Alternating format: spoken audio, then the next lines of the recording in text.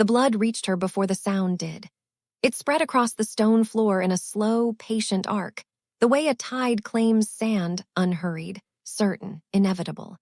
She stood at the threshold of the great hall and watched it move toward her boots, and she did not step back. She had learned long ago that stepping back only delayed the thing that was already coming for you.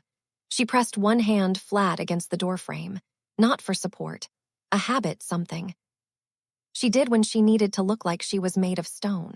She counted 3 bodies, 2 guards, one man she recognized from the royal summons she had carried for 9 days through the Ashwood, through snow and bad roads and worse company, the folded parchment still warm from her coat.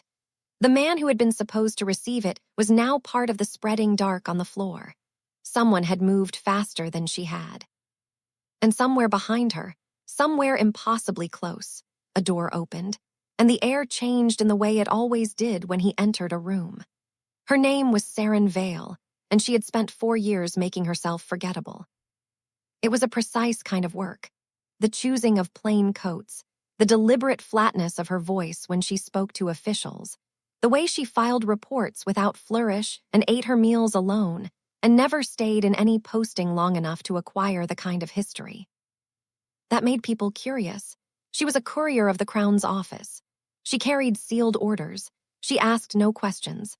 She moved like water in a pipe, guided, contained, serving a purpose that had nothing to do with her own will. She had been very good at it until 8 weeks ago. Until the morning she had woken in the coastal town of Murath with a specific kind of nausea that had nothing to do with the fish market below her window, and she had sat on the edge of her cot with her hands pressed between her knees and understood, with the slow, terrible clarity of someone who has been waiting for a verdict, exactly what was wrong with her. The Ashwood posting had been a gift, distance, a reason to ride north for 9 days without speaking to anyone. She had used every hour of it to build something in herself, a construction of practicality and forward thought that she kept trying to believe in. She would deliver the summons. She would return to Murath. She would make arrangements. She would not think about how it had happened, or about the man at the center of that particular memory, or about the way the coastal window in Murath caught the light at the same angle as the windows in his. She did not finish that thought. She was good at not finishing thoughts. The hall she had ridden 3 days through the Ashwood to reach was the outpost seat of the northern reaches, a stone building that smelled of pine resin and old iron and the particular cold of places that had never been fully warm. The servants who had met her at the gate had been too quiet. The second steward had not met her eyes. She had noted both things and filed them away and continued inside, because continuing inside was what she did.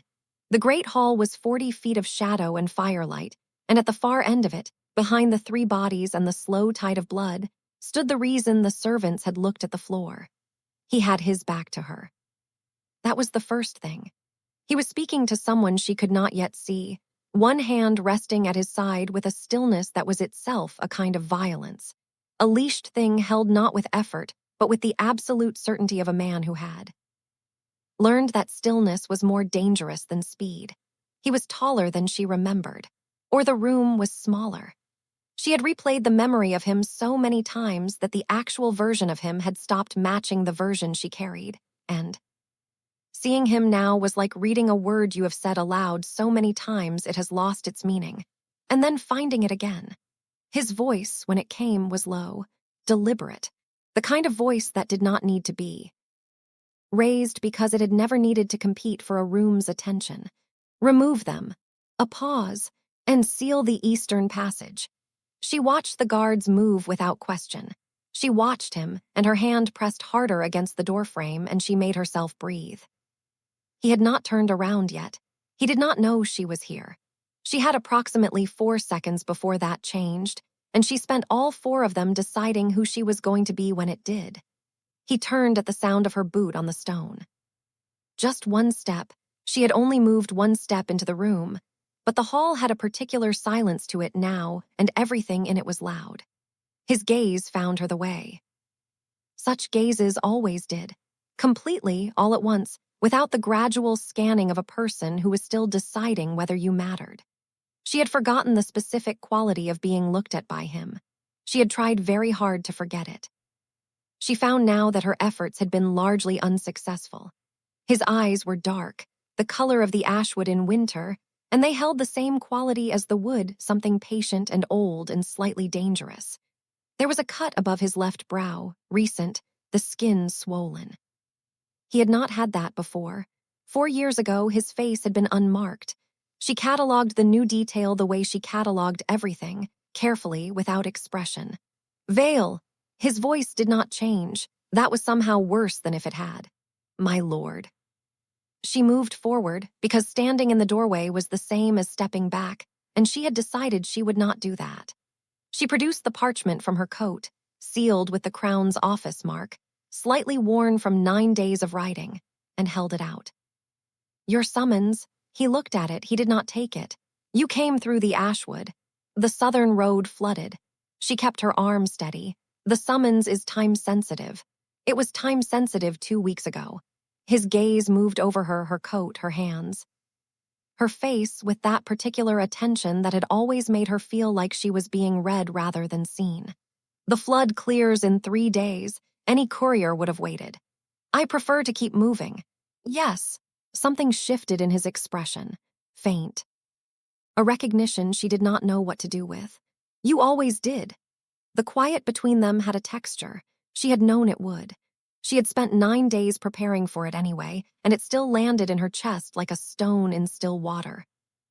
Dropping fast, trailing something behind it she could not name and would not look at directly. She took the final step forward and set the summons on the edge of the nearest table, because he was not going to take it from her hand, and she understood that now. There are 3 dead men on your floor, she said. I'm aware. The steward looked afraid. He should be. He watched her set down the parchment. His jaw was tight, not with anger, with something more careful than that, the expression of a man holding a very precise amount of pressure in check. Did anyone follow you from Murath? The question caught her off guard. She showed nothing. What? Murath, did anyone know your route? She thought about the coastal town, the fish market window, the morning she had sat on the edge of her cot. No, why? His gaze held hers for a moment longer than necessary. Then he looked away toward the sealed parchment.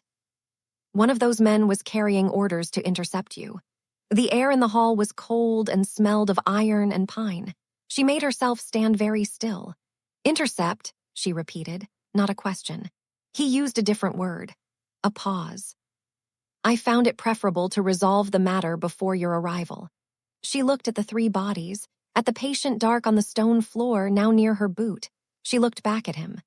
You were expecting me, she said. I was expecting the summons. Something moved in his expression, brief, unguarded, gone before she could properly name it. I did not expect it to be you carrying it. The unresolved weight of that settled into the room like smoke, and neither of them addressed it, and the hall held them both in the careful way of places that have learned to keep secrets. The name came out 2 hours later, in a room that smelled of cedar and old paper, and the rain that had started against the shuttered windows while she was filing her transit report. It came out because the door opened without a knock, and the woman who entered was not a servant. She was perhaps 30, with the broad shoulders of someone who had spent years doing physical work, and she moved through the room with the specific ease of a person who owned her presence in it. Her name, Seren would learn later, was Dalla, the outpost's record keeper, and the only person on staff who had known the lord of the northern reaches since before he was the lord of anything. She entered carrying a sealed case, and she stopped when she saw Sarin, and her expression did the particular thing that expressions do when they encounter something unexpected and concerning. It went very carefully neutral. I didn't know we had a Crown's office courier, Dalla said. Her voice was even, her eyes were not. She arrived an hour ago. He did not look up from the map he was studying. She'll need a room, east wing, not the barracks. Dalla set the case down on the table with a specific kind of care that said she wanted to set it down harder.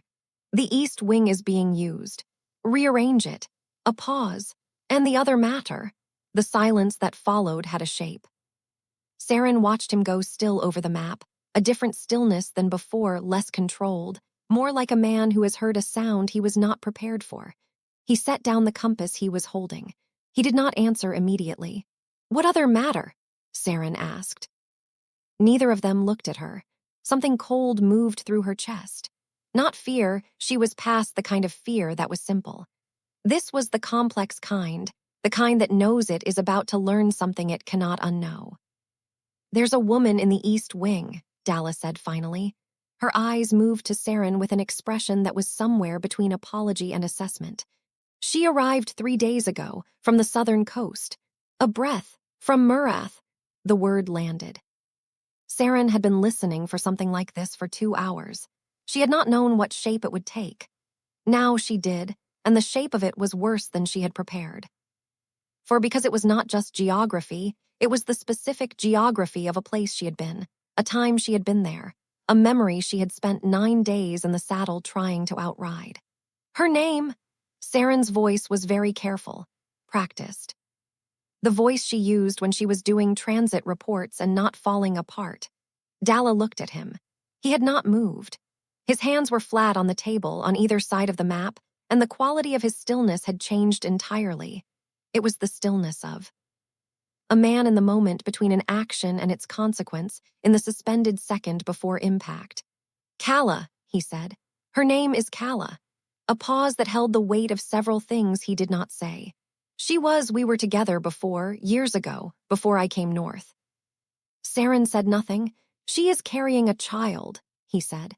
"She says it is mine." The fire in the grate had burned low. The rain moved against the shutters. The smell of cedar was very specific, very particular, and Seren stood inside it with her hands at her sides and her face doing precisely what she had trained it to do, which was nothing, nothing at all. She thought of the morning in Murath.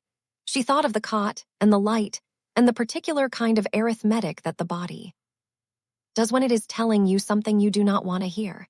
She did not move for 3 seconds.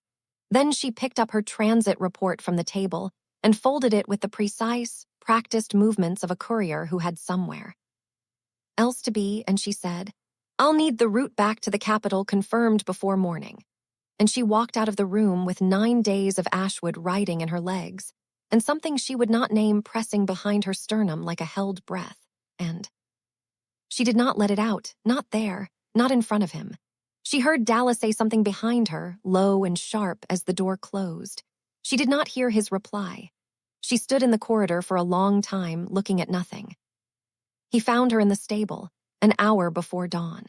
She was not preparing to leave, not yet, not officially. But she had saddled the gray, and she was checking the girth strap with the specific thoroughness of someone who needed something mechanical to do with her hands.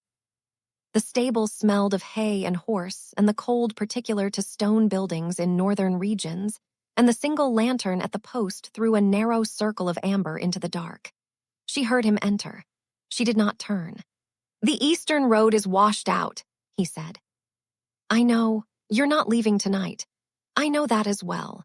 He came and stood a few feet away, near enough that she was aware of him the way you are aware of a fire, the particular warmth and weight of presence, and he said nothing for a while, which was one of the things she had always found most difficult about him. Other men filled silences. He let them be. "She came on her own," he said finally. "I didn't send for her. You don't owe me an explanation." "I know I don't." She finished with the girth strap. She stood there, one hand on the horse's flank, feeling the slow warmth of the animal against her palm. It was grounding. She needed grounding. "Are you going to keep it?" she asked. The question was out before she had decided to ask it. She kept her eyes on the horse. A silence. Then, "What does that mean? The child, if it is yours." A breath. "Are you going to acknowledge it? I don't know yet whether it is mine." His voice was careful, quiet, and I don't know her intentions. She came north in the winter, on the southern road before the flood. That's intention enough. He moved not toward her, just a shift, a resettlement of his weight. She heard it. She tracked these things automatically, the way you track anything that has mattered to you for long enough.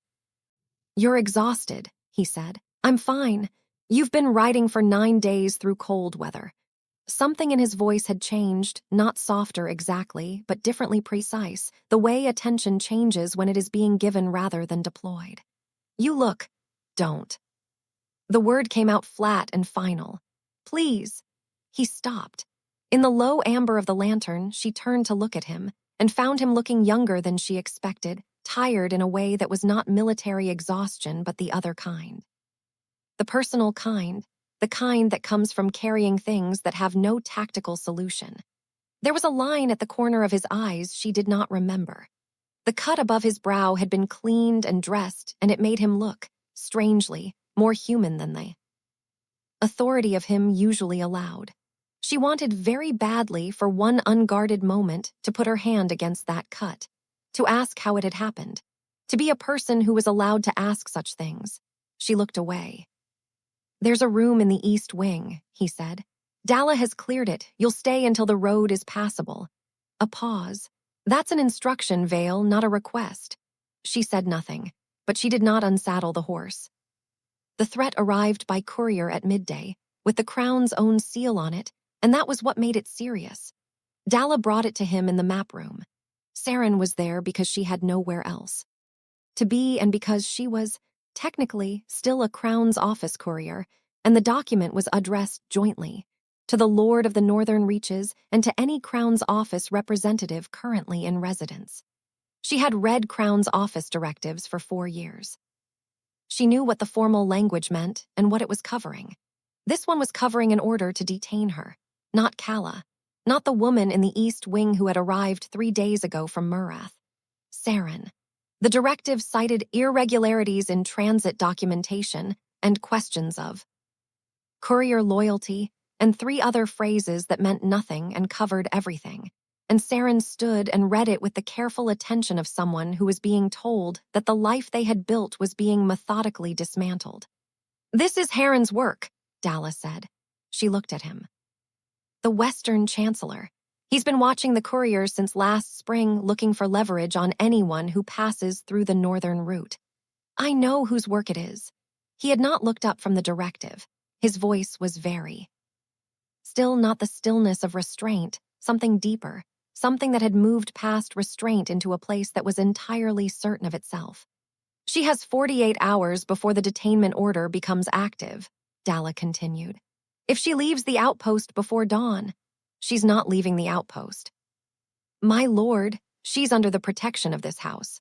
He set the directive down and reached for the desk's seal case, the personal one, the one with his family crest rather than the Crown's office stamp, and he looked up and found Saren's eyes. Something moved in.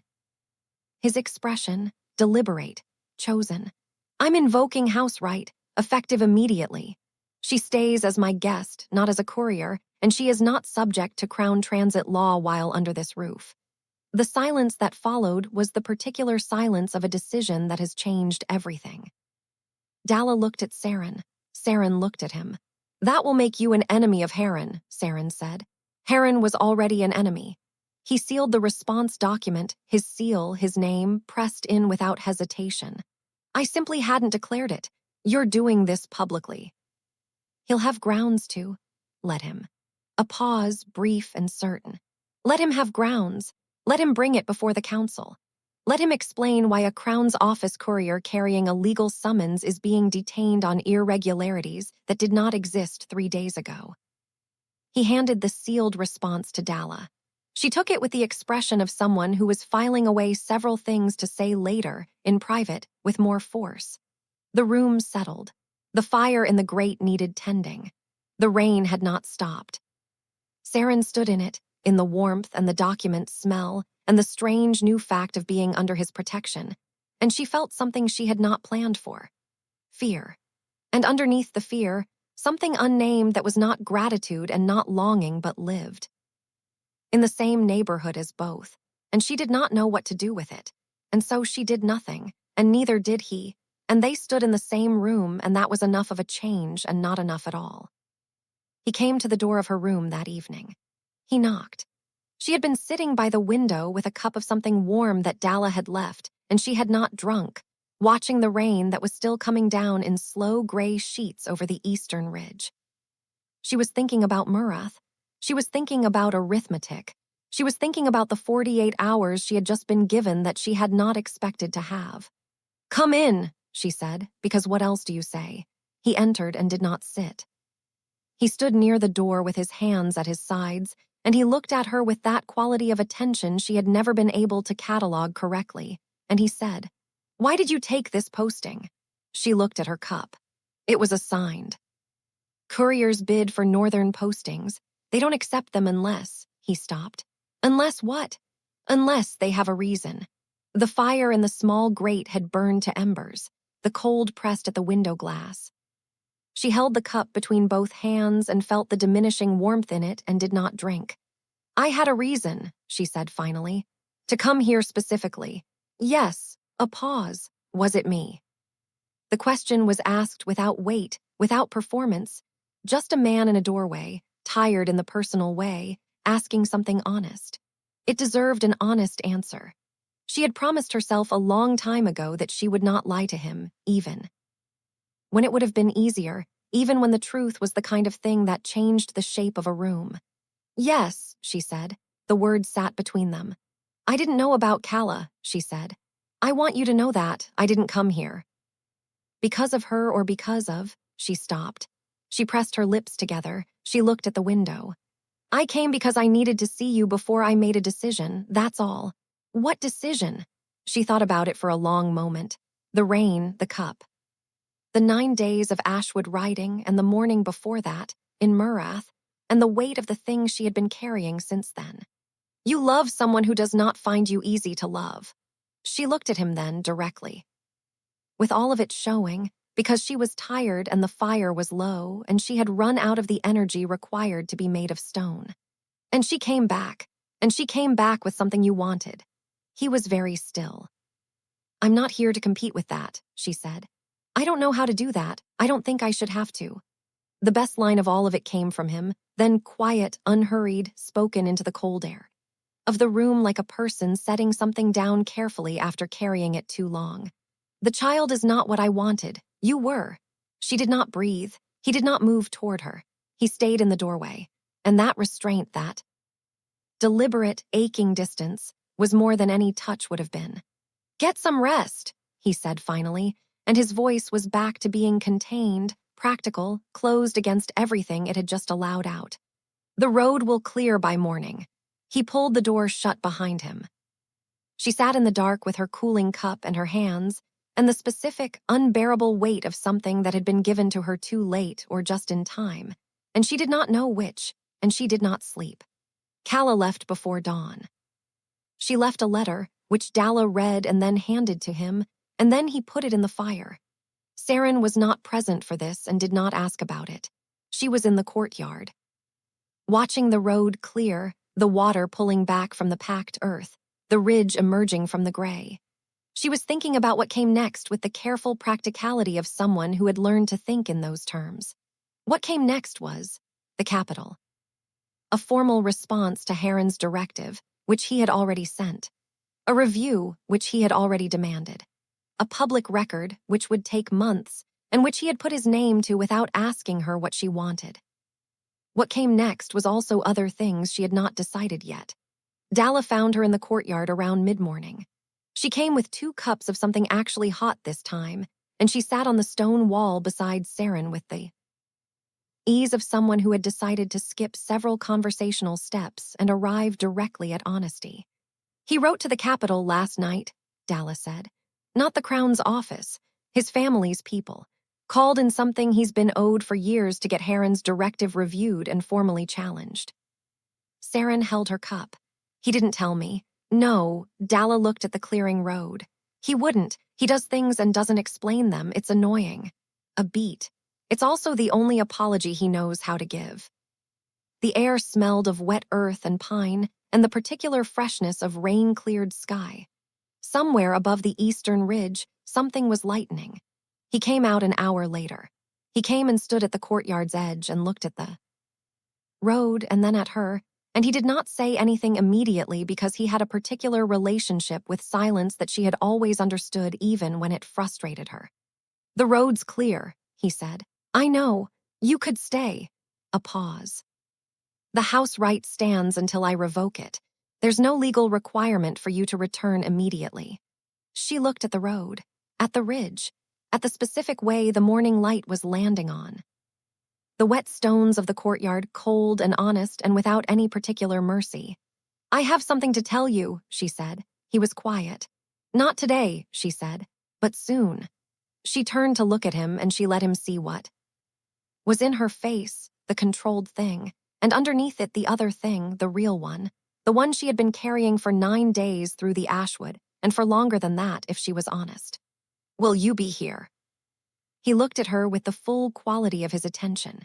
The morning light caught the healed cut above his brow, and the lines at the corner of his eyes, and the specific expression of a man who had said something true the night before and was still living in the aftermath of it.